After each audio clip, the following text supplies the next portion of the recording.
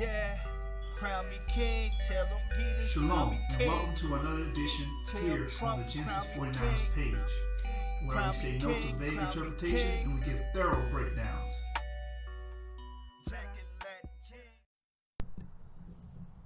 Genesis 49ers, we back, but never moving backwards, here to put Israel on the atlas. Y'all know the slogan. We say no to vague interpretations and we give thorough breakdowns. Today's video is going to be a hot topic. It's going to be a deep lecture. It's going to be something to clear the air, so to speak, to give clarity.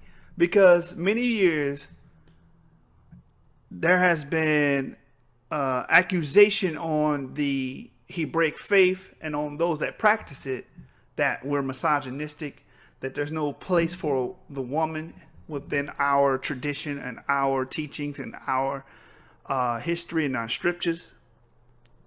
That has been a notion that has been pushed by proponents of Egypt, proponents of Afrocentric thinking, to draw women away from the truth and draw them away from the Israelites and draw them to their regime or their Kemetic thought or Afrocentric thought.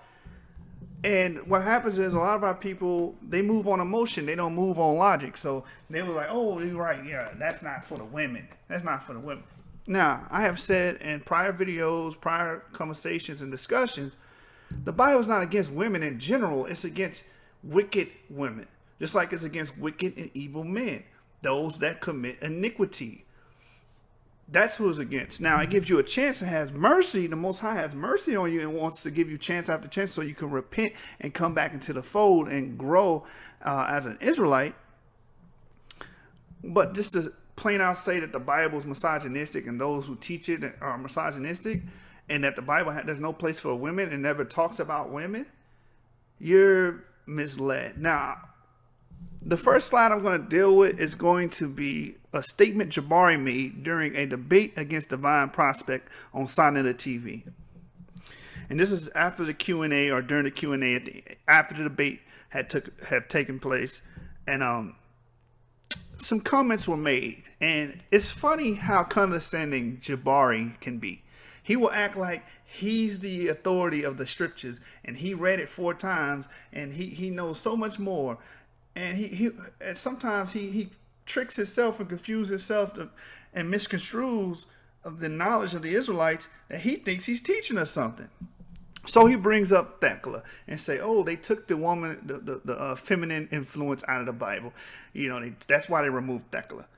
Before we even start into the clip, that's not why they removed Thecla. There was other reasons. One of the reasons was that she left her husband, and that's an unchristian principle. It's written in Corinthians. You're bound to your husband to death. You see, that was one of the claims against it. There's another one. It wasn't because they were just hating against women. And for someone to make that statement, he does not know the scriptures. He either doesn't know or he's being conniving, and his bias is preventing him from telling the truth. So he's either ignorant or he's just being biased. Now, we're going to get into the clip, and then we're going to go into the presentation, and we're going to show you that this guy, man, he has no idea. He has no idea what he's talking about, or he's just being biased, and he doesn't want the truth to come out. Now, let's get to the clip, as you can see on the screen. Again, this is Jabari versus Divine Prospect on Sonetta TV. The minute marker is 3 hours and 51 minutes and 42 seconds. Now listen to what he says. Of ancient Africa exists. And so I'm going to say to you that that the Christian tradition, have you read the book of Thecla? That was removed in 328 AD. It was in the corpus of books. They removed it, and they said why they removed it. Because the role of the feminine was too prominent.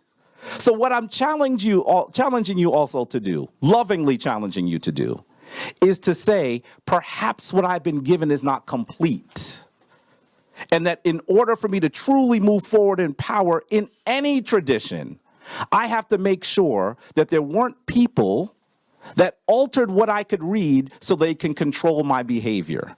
So you have to look at Thecla. You have to look at the Ebionites, who actually believed that there was actually the Holy Father, the Holy Son, and the ghost was feminine. Again, he speaks condescendingly, like, oh, what I'm telling you is you did not know about it. You didn't read about Thecla. You didn't know. And they took it out because the feminine role was too prominent. I'm going to tell the audience right now, that's a bunch of hogwash. Because if you read the scriptures, there were greater women than Thecla. There was women with higher stature than Thecla. Period. So he's either ignorant or he's just being biased, just to prove his point. And that's the point of this lecture. And also to give you sisters hope and you sisters education on your foremothers. Because it's a lot that is being, a lot of information that's being slept on and not being taught, that we need to make sure we give our sisters a corpus of knowledge as well. We can't just leave them out. We can't have airheads for wives. We can't have airheads for daughters. They have to be enlightened and educated as well. Now, let's get into the presentation, because again, Jabari, he would make it seem that way just so he can draw you into the Kemetic atmosphere, if you will, or the climate of Kemet, or the teachings of Kemet, and say, oh, this is for women. Even though if you look into a lot of the teachings of Kemet, you would probably be like, oh, that's kind of misogynistic too. So it's the pot calling kettle black again. But no, don't question Kemet. Anyway, let's get to the next slide. And out of the gate, we're going to deal with a queen that has Israelite ties, that is a descendant of an Israelite. It's of the lineage of Haram. And this queen is Dido. Now, Dido was not her birth name. Dido was given to her on the island in the Mediterranean Sea. Dido means stranger because she was fleeing her homeland, right? Which was Tyre. She was fleeing, well, Zidon. She was fleeing Zidon because of the altercation she had with her brother. When you look up her history, again, I told you, we're not at Genesis 49ers, we're going to plant the seed, but we want you to add to the sentence. We want you to actually research these individuals. Research Dido, the Queen of Carthage, the founder. Matter of fact, she was the founder of Carthage. She was of the lineage of Haram. She was a relative of King Ahab and Jezebel, which is her great aunt. She founded the city of Carthage in the 8th century, around 814 BC, scholars say. Alyssa, Strong's Hebrew 477, means oath of God or salvation of God. It's also how you get the female rendition of Alicia, which is Elizabeth, right? So she had a Punic or Hebraic name. So she was the queen of Carthage, founder of that land, and she brought her cohorts with her soldiers with her, and they inhabited that land and began to cultivate that land. She did that. A woman, a black woman did that. And again, black is just an adjective. She has dark skin, so that's why I said that. She's an Israelite. She comes from the Israelite heritage. But now you're going to ask me, Genesis 49 just showed, how is she an Israelite if she comes from the lineage of Haram? Aha. I did a video about this about 8 months ago about King Haram being an Israelite. A lot of people sleep on that information and they overlook it.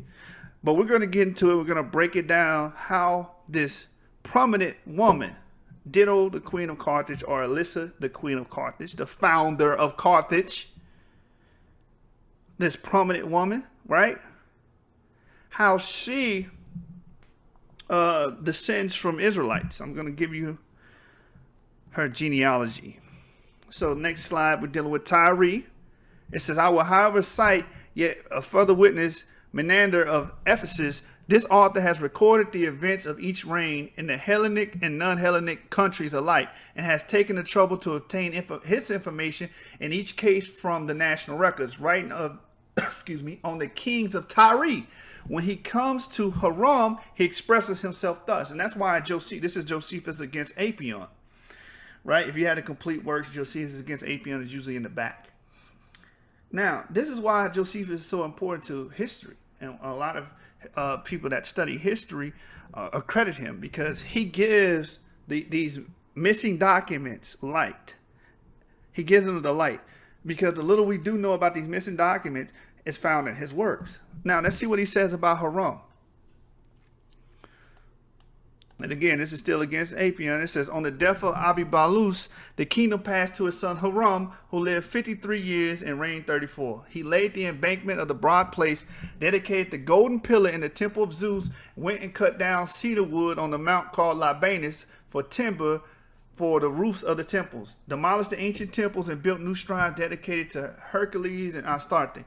That of Hercules he erected first in the month of Perutis. He undertook a campaign against the people of Utica, who refused to pay their tribute and did not return home till he had reduced them to submission. Under his reign lived Abdinum, a young lad who always succeeded in mastering the problems set by Solomon, king of Jerusalem. So we know this is Haram that was contemporaneous with Solomon. And I'm reading you through all this to give you the foundation of Carthage and her lineage from Haram.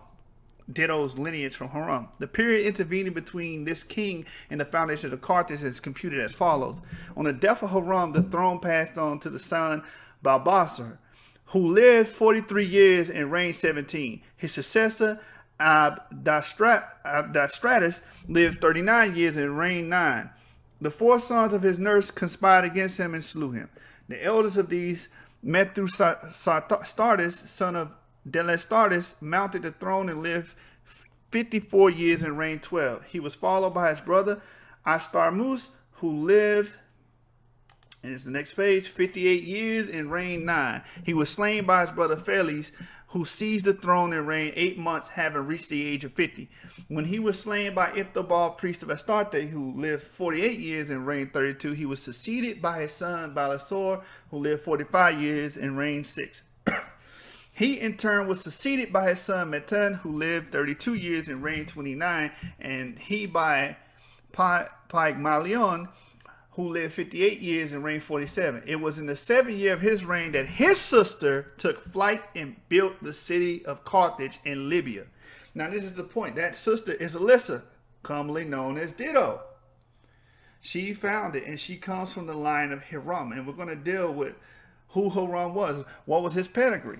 It said the whole period from the accession of Hiram to the foundation of Carthage thus amounts to 155 years and 8 months. And since the temple of Jerusalem was built the 12th year of King Hiram's reign, 143 years and 8 months elapsed between the erection of the temple and the foundation of Carthage. What need is there to add further Phoenician evidence? The agreement of the witness as well be seen affords strong confirmation of their veracity. So he's telling you this is a true account that she went into. She came from the lineage of Hiram, and she went to Libya and found it and built the city of Carthage. The agreement of the witness as well as will be seen affords strong confirmation of their veracity. Of course, our ancestors arrived in the country long before the temple was built, for it was not until they had conquered the whole land that they erected it. The facts derived from the sacred books have been clearly stated in my archaeology. So Alyssa, commonly known as Dido. So we went to her lineage to show and prove that she descends from Haram's seed, his line. Now let's deal with Haram. This is Antiquities of the Jews, book 876, line 76. Josephus, right? It says, now Solomon sent for an artificer out of Tyre, whose name was Haram. He was by birth of the tribe of Naphtali. That's an Israelite tribe on the mother's side, for she was of that tribe, but his father of the stock of the Israelites. So again, Haram was an Israelite. So his descendants going all the way down to his great granddaughter, Dido, the queen, the prominent woman who found Carthage. The queen of Carthage was an Israelite because she comes from the line of Haram.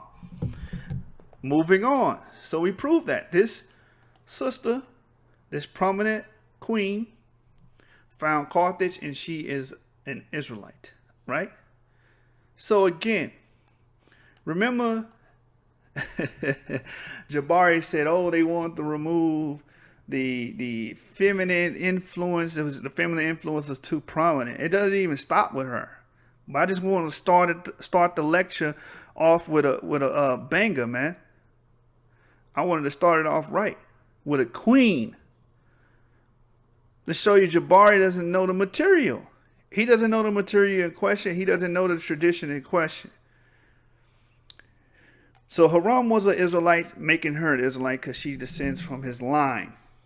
Now, we're going to give you more ties to Zidon. 1 Kings 16:31, it says, and it came to pass, as if it had been a light thing for him to walk in the sins of Jeroboam, the son of Nebat, that he took to wife Jezebel, the daughter of Ethbaal, king of the Zidonians, and went and served Baal and worshipped him. Now, this is giving you two things. It's giving you who he married, what tribe she came from, and also the fact that we failed because we wasn't supposed to be marrying these tribes, but we did. The law was that we wasn't supposed to, but in history, that's what we did. And that's how Haram came about, and that's how, eventually Dido came about, or Elissa came about.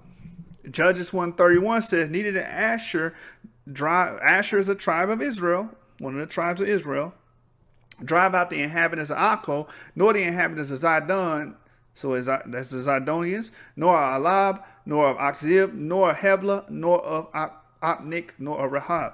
They didn't drive all of them out, so they began to intermingle.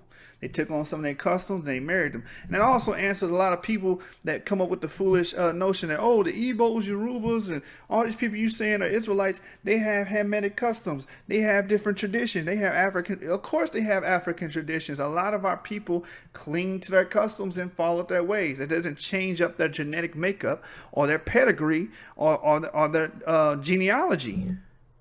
That doesn't change the fact that the blood that flows inside of them is Israelite blood. But anyway, that's for another topic. We're here for the women, for the prominent women. So again, we're showing you more ties to the prominent queen Dido or Elissa of Carthage. She found Carthage and she reigned over Carthage. She was the first to reign over Carthage because she discovered it. She found it. She built it. Now let's deal with more honorable women. 2 Kings 11:1 says, when Athaliah, the mother of Ahaziah, saw that her son was dead, she arose and destroyed all the sea royals. So she didn't want anybody to progress into being a king. This resulted in Athaliah being queen of Israel for, I believe, 5 years. So we did have a queen that reigned solo, by herself, no king by her side. She wasn't a co-regent. She was the regent. She ruled over Israel. There was no co-regency at this time. It was just her. So if anybody tells you there was no queens in Israel, they don't know the history. They don't know the scriptures. That's why we have to up our scholarship and our study game. A lot of Israelites, I hate to say this, a lot of you, you're a surface level Israelite. You need to dig deeper. I'm just going to say that and keep going. 2 Kings 11:2.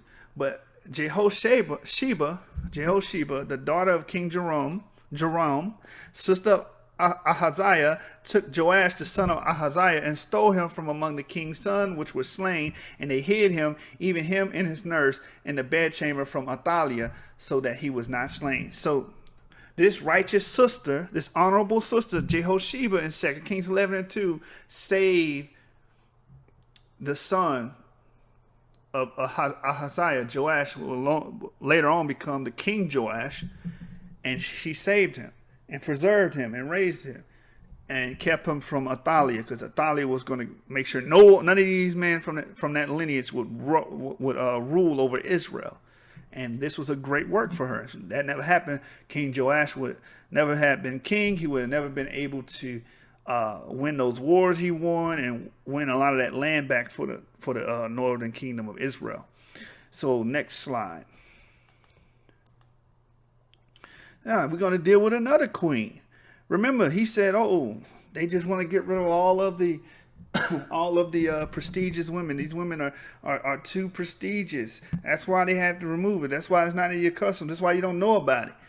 No, you don't know about our history. You don't know about the great women of our tradition. You don't know.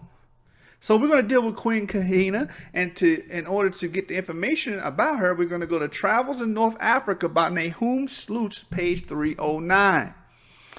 And it reads, as I have shown elsewhere, their primitive Judaism was dominated by families of priests. The Kahina, their queen, was herself a priestess and the daughter of a Kohen. So she was of the tribe of Levi, to be a daughter of the Kohen.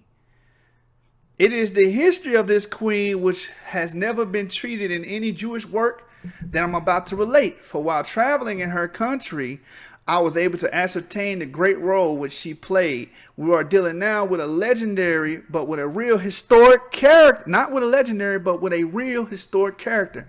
Her history has been related by the Arab writers Ibn Khaldun in Navari, etc. The Jeruah, a warrior tribe which immigrated after the Sarnaca massacres of 115-118, generally pitched their tents on the Jebel Moincher, a long hill stretch in the north Kenchla, and dominate the vast plains of Hercules, which the Wed Nini splits into two. Their territory, which extended as far as Jebel, where a Jewish cemetery may still be seen in the capital Bagagia. By the size of Roman and Berber ruins of this city, I found necropolis resembling the Gamart, and the two extremities of the country of Jeruah, I found two other cemeteries. Toward the 5th century, profiting by the help which they had given by the Vandals, the Jeruah gained a firm hold on the country. Ours, the historian Ibn Khaldun tells us about their military strength, their knowledge of the arts of peace, and their nobility. The Jeruah dominated all the Berbers of the middle country, supplying them a royal dynasty. And these great Jeruahs, who were their queen? The Queen Kahina. And she gets her name from the Kohen, which is a tribe of Levi, a prestigious tribe of Levi. And she was known to lead an army and fight against the Islamic invasion. And I believe in the 7th century AD.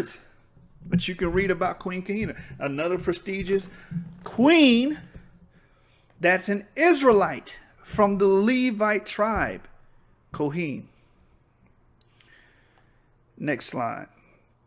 Let's deal with queens. Since somebody, there's no queens in the Bible. Let's get Songs of Solomon, chapter 6, verse 8. There are 80 queens. Wait, 80 what? Queens.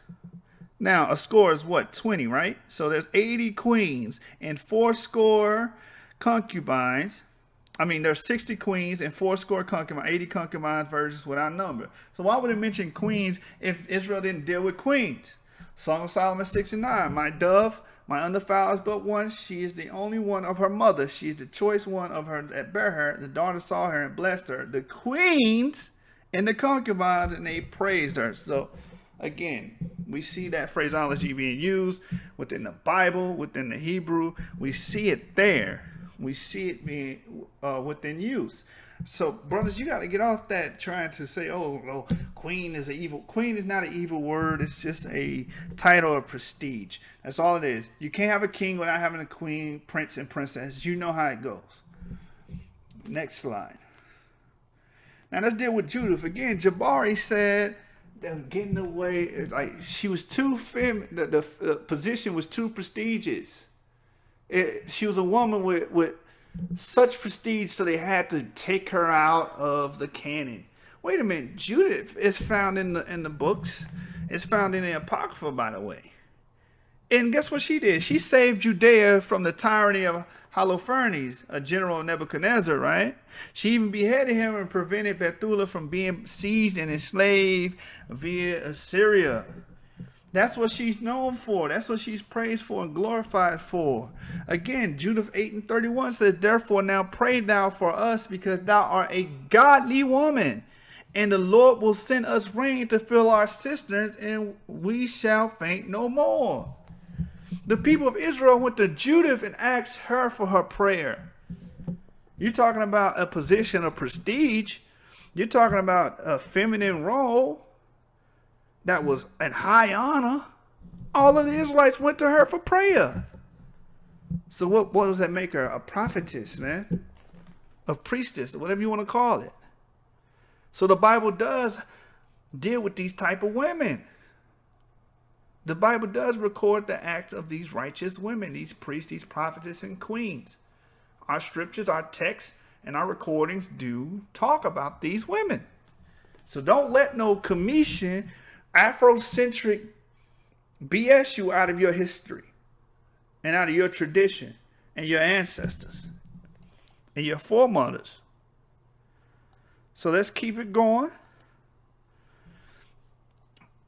Judith 16, Verses 20 through 25 says, so the people continued feasting in Jerusalem before the sanctuary for the space of 3 months, and Judah remained with them. After this time, everyone returned to his own inheritance, and Judah went to Bethulia and remained in her own possession. It was in her time honorable in all the country. She was respected. She was famous. And many desired her, but none knew her all the days of her life. After that, Manasseh, her husband, was dead and was gathered to his people. So she decided to be single after her husband died. It says, but she increased more and more in honor and waxed old in her husband's house, being 105 years old, and made her maid free. So she died in Bethulia, and they buried her in the cave of her husband Manasseh. And the house of Israel lamented her 7 days, and before she died, she did distribute her goods to all them that was nearest of kindred to Manasseh her husband, and to them that were nearest of her kindred. And there was none that made the children of Israel any more afraid in the days of Judith, nor a long time after her death. Because her reputation as being a godly woman stayed there for a long time, as long as she lived and after she died. It's like, don't go over there. We got that godly woman over there. She's going to pray for their behalf, and the Most High is going to, intercede. And she beheaded a man. She beheaded a general.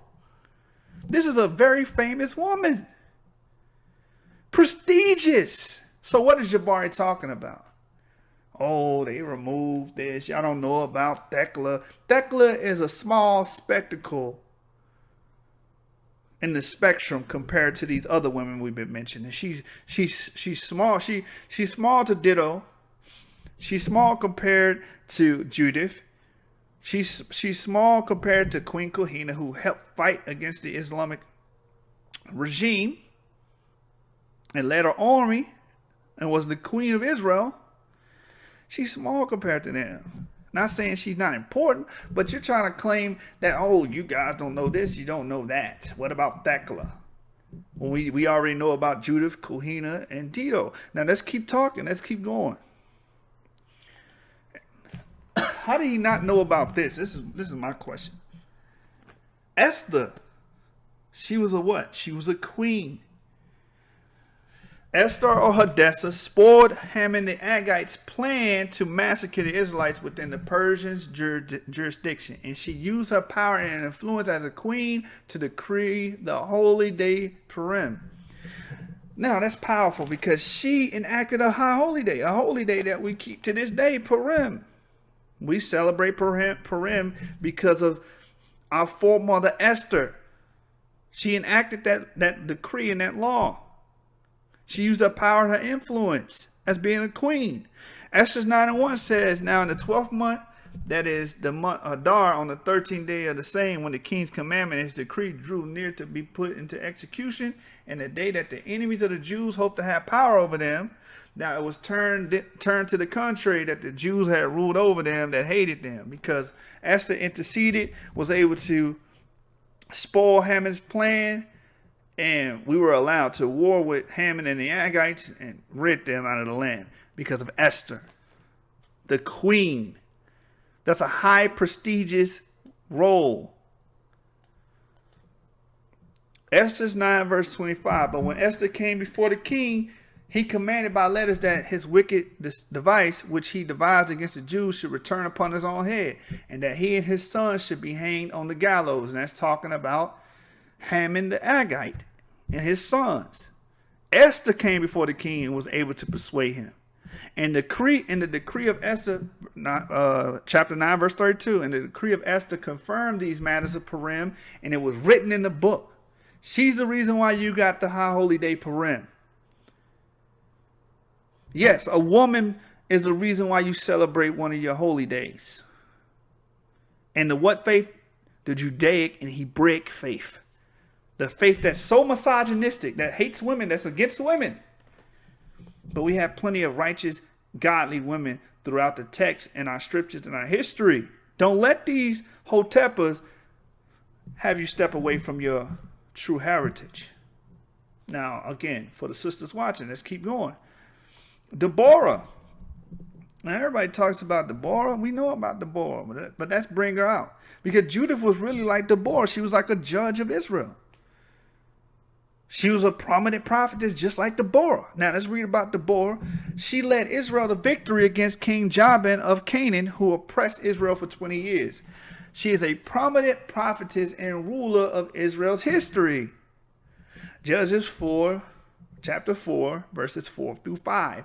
And Deborah, a prophetess, the wife of Lapidoth, she judged Israel at that time.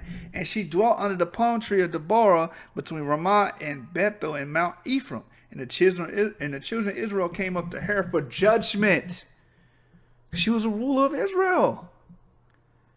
That's how prominent her position in Israel was. They came to her.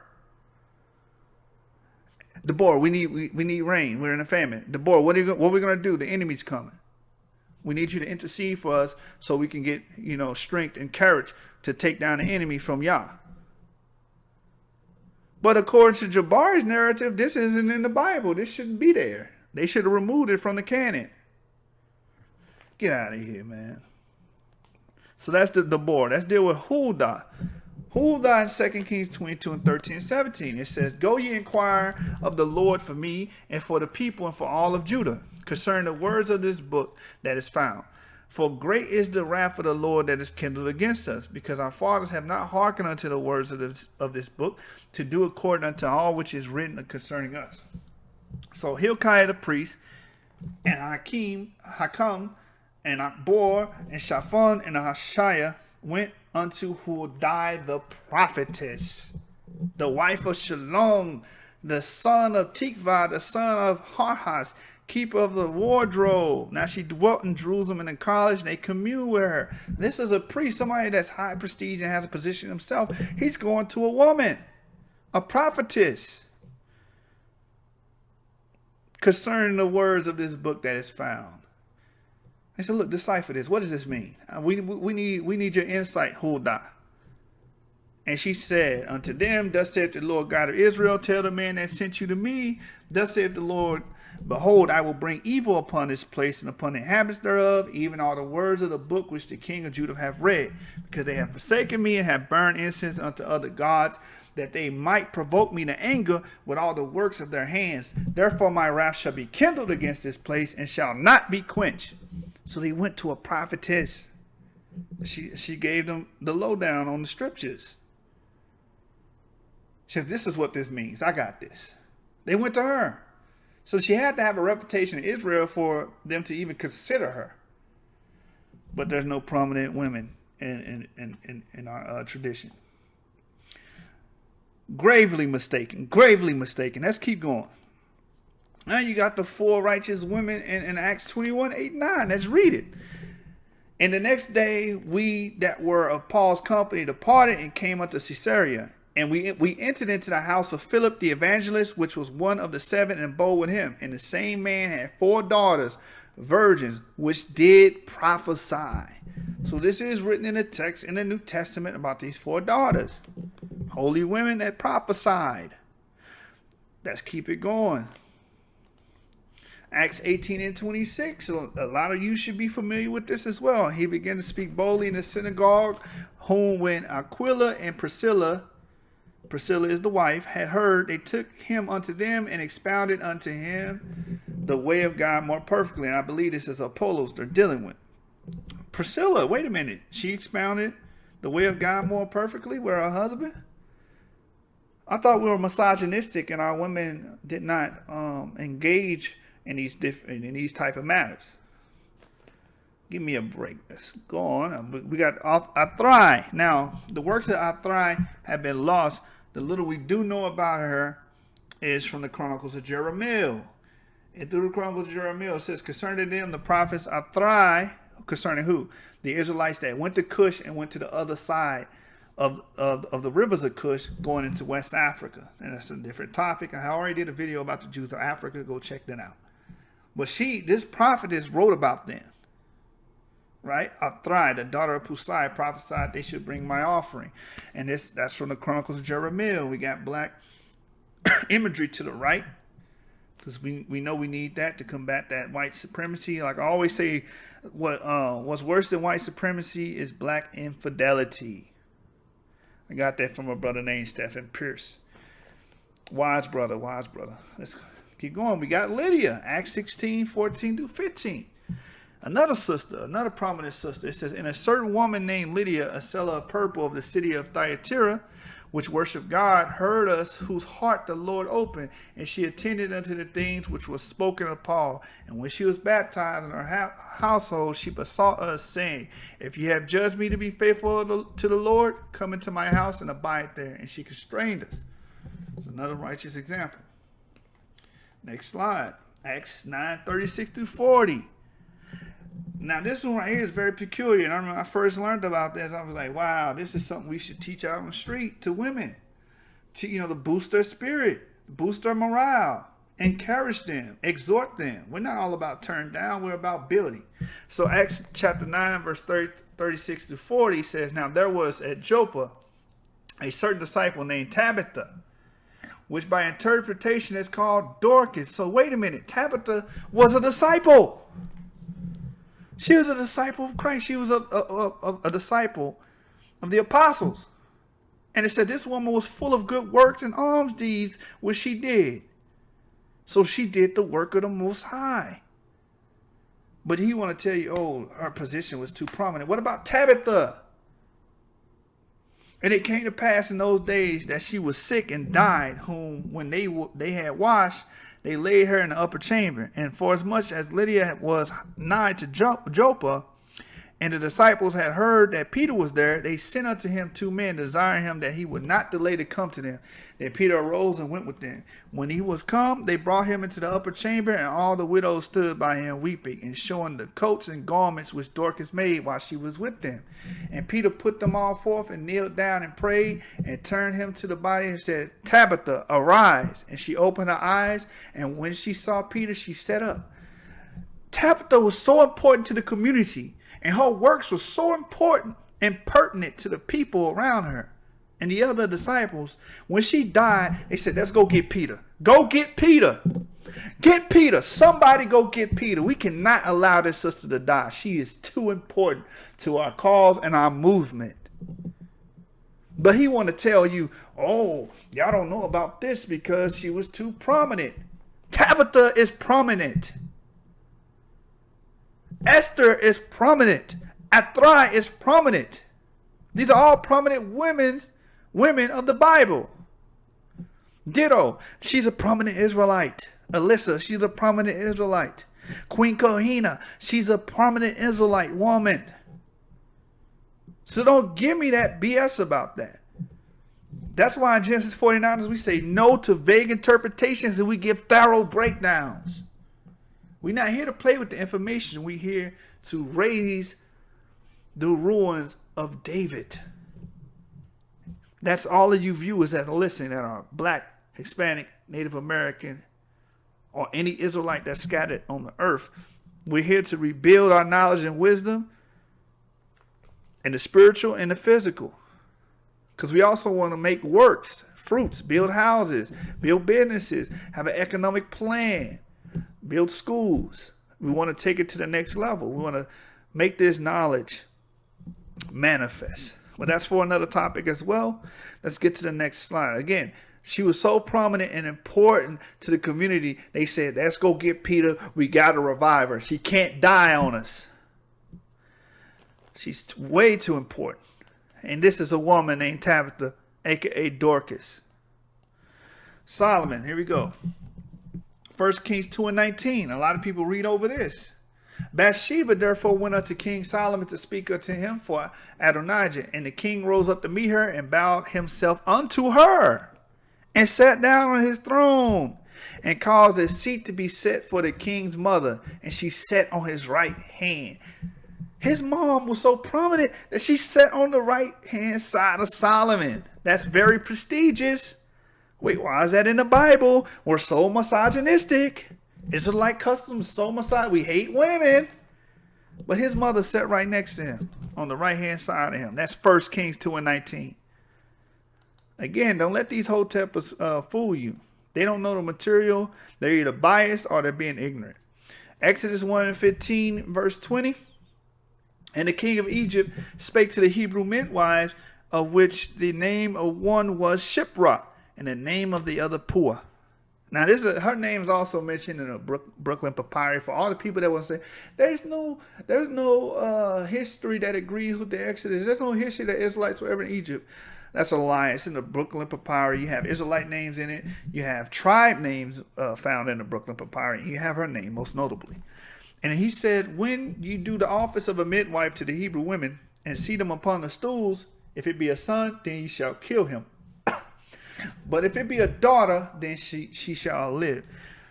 But the midwives feared God and did not as the king of Egypt commanded them, but saved the children alive. And the king of Egypt called for the midwives and said unto them, why have you done this thing, and have saved the men and children alive? And the midwives said unto Pharaoh, because Hebrew women are not as Egyptian women, for they are alive and are delivered ere the midwives come in unto them. So they basically was trying to say the babies were being born prematurely. Anyway, verse 20 says, therefore God dealt with the midwives, and the people multiplied and waxed very mightily. So these women are known in history for saving the Israelite men, the Israelite sons, and they're prestigious, and they became famous for it in Israel. They got a name behind that. And Shipra is Strong's Hebrews 8236. It means beauty of brightness. So last but not least, let's get the last one up. Luke 2 verse 36. It said, and there was of Anna, a prophetess, the daughter of Phanuel of the tribe of Asher. She was of great age and had lived with her husband 7 years from her virginity. So again, there's another example, a prophetess named Anna. Oh, you're misogynistic. Oh, your tradition is against women. There's no femininity and all these accusations with no merit. Exodus 15 verse 20. And Miriam the prophetess, the sister of Aaron, took a timbrel in her hand, and all the women went out after her with timbrels and with dances. So Miriam, the sister of Aaron and Moses, was known as a prophetess. More prestigious women, more prominent women. Jabari talking about, oh, her role was too prominent. They're afraid of. Look, you don't know our history. Stay out of our book if you're not going to study it and teach it right. Rightly divide the word for a change. You grew up a Catholic, and you basically your beef is not with Israelites. Your beef is with Catholics. Catholics butcher the Bible. They don't teach it correctly. Saints, that's not of the Most High. All those things that they teach are not of the Most High. Now, I pray that this was insightful, and I pray that, especially the sisters, this really was made for the sisters, also for the brothers. Stop being ignorant on this topic. There were queens in Israel. There were prominent women in Israel. You need to teach this to the sisters. For the sisters, I pray that you learn something. I pray you brothers learn something. I pray that you gain something from them. I pray that you take notes. I pray that you're able to add to this information. Not only just watch and click a like and share it, but also be able to retain and add to it and build upon this. Right? We need the bricks and stones. I can only pour the foundation, but we need the bricks and stones as well, Israel. Again, like the video, share the video on the social media platforms such as Twitter, Instagram, Facebook. Subscribe if you haven't. I appreciate all the love within 1 year. We have not even really 1 year. We've gotten up to 1,400 or 1,500 subscribers. So let's keep it going up and up. And we're going to continue to give thorough breakdowns, good content, and we're going to build on the knowledge and the wisdom. We're going to be scholastic here on Genesis 49. We're going to give sources, we're going to cite our sources, and we're going to stick on the knowledge of our ancestors. We're going to stand on it. With that, I say shalom. Genesis 49ers, signing off.